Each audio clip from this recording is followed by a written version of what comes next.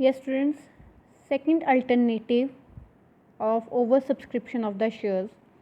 The example is Kirloskar Limited issued 20,000 shares of ₹10 each, payable ₹4 on application, 3 on allotment, and 3 on first and final call. Kirloskar limited ने 20,000 shares जो हैं वो issue किए हैं, but applications were received for 25,000 shares, मतलब 20,000 से कितनी हो गई, 25,000 हो गई. सो दैट मीन्स यहाँ पर इंक्रीज़ कितने का आया, 5,000 का आया. ठीक है जी. The company decided to allot 20,000 shares on pro rata basis. Pro rata basis मतलब प्रो राटा अपने आप में नाम इंडिकेट करता है कि हमने यहाँ पर एडजस्टमेंट जो है वो अलॉटमेंट मनी में करनी है. ठीक है, तो प्रो राटा से ही आप समझ लेना, अगर आगे लिखा है चाहे नहीं लिखा हुआ कि अलॉटमेंट में एडजस्ट करो, अगर प्रो राटा बेसिस आ गया तो दैट मीन्स आपने अलॉटमेंट में एडजस्ट करना ही करना है इसे. And surplus application money was utilised for allotment money. तो आपको यहाँ पर अलग से भी लिख के दे दिया उन्होंने कि जो भी सरप्लस एप्लीकेशन मनी है, मतलब ये जो 5,000 पर जो एक्स्ट्रा पैसे आए हैं उसे आपने कहाँ पर एडजस्ट करना है, अलॉटमेंट में एडजस्ट करना है. ठीक है जी. सो जैसे आपने रिजेक्ट किया था ना इसे, वैसे ही अलॉटमेंट में एडजस्ट करना है. करना क्या है, अब सबसे पहले एंट्री क्या डालते हो, bank account debit to share application. So यहाँ पर आपको कितनी एप्लीकेशंस पे पैसे आए हैं, 20,000 के 25,000 पे, 25,000 पे कितने रुपीज़ आए हैं, 4 रुपये आए हैं. सो दैट मीन्स आप यहाँ पर क्या करोगे, 25,000 इंटू 4. सो आपकी बैंक में पैसे कितने आ गए एप्लीकेशन के टाइम पे, 1 लाख. पर अब हुआ क्या कि उन्होंने कहा जो एक्सेस मनी आई है 5,000 शेयर पे उसे आप अलॉटमेंट में एडजस्ट कर दो. सो एंट्री क्या यहाँ पर बन जाएगी हमारी, शेयर एप्लीकेशन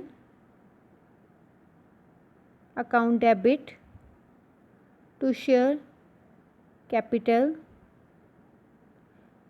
टू. आपने जब रिजेक्ट किया था तो आपने यहाँ पर क्या लिखा था, टू बैंक लिखा था, है ना. तो यहाँ पर अगर उन्होंने कहा है कि अलॉटमेंट में एडजस्ट करोगे तो यहाँ पर आप टू बैंक नहीं ना लिखोगे, तो आप यहाँ पर क्या लिखोगे, टू शेयर अलॉटमेंट. अगर अलॉटमेंट में एडजस्ट करना है तो यहाँ पर आप लिखोगे टू अलॉटमेंट. तो कितने पैसे अलॉटमेंट में एडजस्ट करने हमने, 5,000 पे 5,000 मल्टीप्लाई. अब यहाँ पर 5,000 के साथ आप अब कहोगे मैम कि यहाँ पे ना अलॉटमेंट पे 3 रुपये हैं, तो आप यहाँ पे ना 3 रुपये मल्टीप्लाई करो. पर नहीं, यहाँ पर हमने कितने मल्टीप्लाई करने हैं, 4, क्योंकि एप्लीकेशन के टाइम पे 4 रुपये हमारे आए थे, तो अलॉटमेंट में भी हम 4 के हिसाब से ही एडजस्ट करेंगे.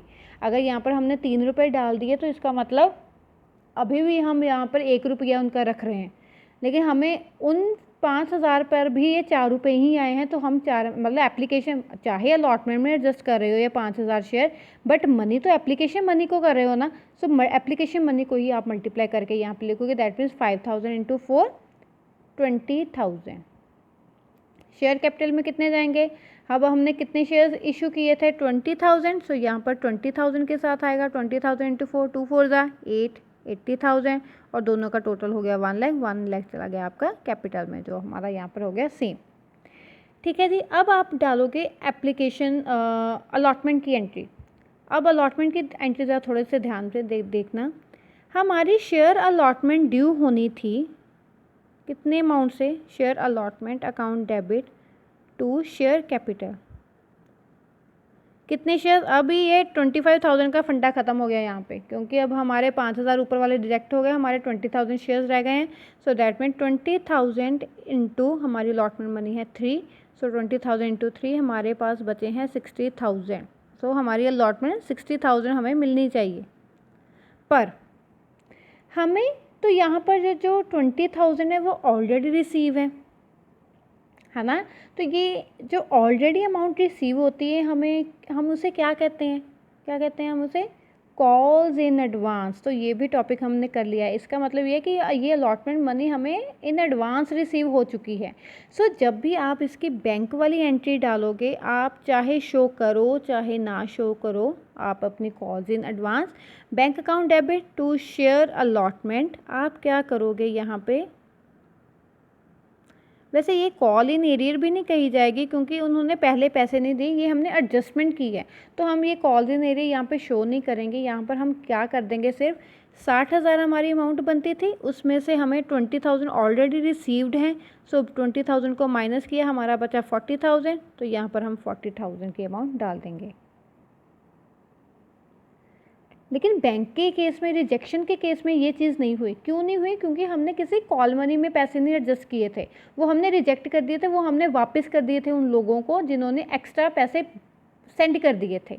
पर यहाँ पर क्या हुआ कि हमने अलॉटमेंट में एडजस्ट किया है, तो जब हमने अलॉटमेंट की मनी को रिसीव करना, ड्यू हम पूरी की सेट करेंगे कि हमारी 60,000 बनती है, पर हुआ क्या कि हमने ऑलरेडी 20,000 रुपये रिसीव कर चुके हैं।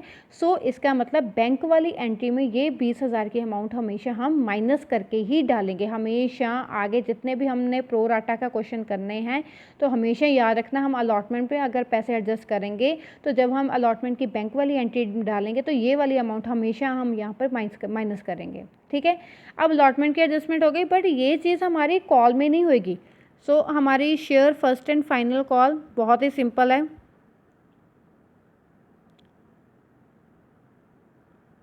टू शेयर कैपिटल,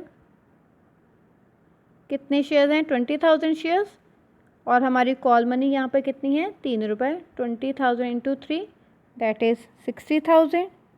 हमारी ड्यू भी 60,000 से हुई और हमारी पेमेंट भी कितनी होएगी, 60,000 ही होएगी, क्योंकि हमारी कॉल मनी नहीं कोई एडजस्ट हुई है, हमारी सिर्फ अलॉटमेंट मनी एडजस्ट हुई थी। तो हमने अलॉटमेंट की बैंक अकाउंट वाली एंट्री में से 20,000 माइनस कर लिया, बट हमारी कॉल मनी एडवांस में कुछ भी रिसीव, किसी में कुछ भी एडजस्टमेंट नहीं हुई। सो दैट मीन्स हमारी ड्यू वाली एंट्री में भी 20,000 इंटू 3 60,000, और हमारी बैंक वाली एंट्री में भी 20,000 इंटू 3 60,000 रुपीज़ ही आएंगे। सो ये था हमारा अल्टरनेटिव 2। अब देखो कि अगर हम इन दोनों का कॉम्बिनेशन कर देंगे तो क्या होगा। ठीक है, तो वो हम अभी नेक्स्ट क्लास में देखेंगे। सो आज के लिए सिर्फ alternative 1 and alternative 2, so that कि आप ध्यान से इन्हें देख लीजिए कि क्या करना है। बस थोड़ा सा फ़र्क क्या है यहाँ पर, रिजेक्शन के केस में 2 बैंक, और अगर प्रोराटा अगर अलॉटमेंट में एडजस्ट करना है तो 2 शेयर अलॉटमेंट। बैंक वाले में रिजेक्ट हो गया तो आगे उसका असर कहीं पर नहीं जाता, बट अगर अलॉटमेंट में एडजस्ट किए हैं तो इसका असर इसकी अलॉटमेंट की बैंक वाली एंट्री में जाता है। क्या कि इसे बस आपने क्या, थोड़ा सा फ़र्क है कि आपने इसकी अमाउंट को यहाँ पर माइनस कर देना है, दैट्स इट। ठीक है जी, तो ये था आपका अल्टरनेटिव 2 जिसमें आपने एडजस्टमेंट करनी थी अलॉटमेंट में, pro rata allotment. Thank you class.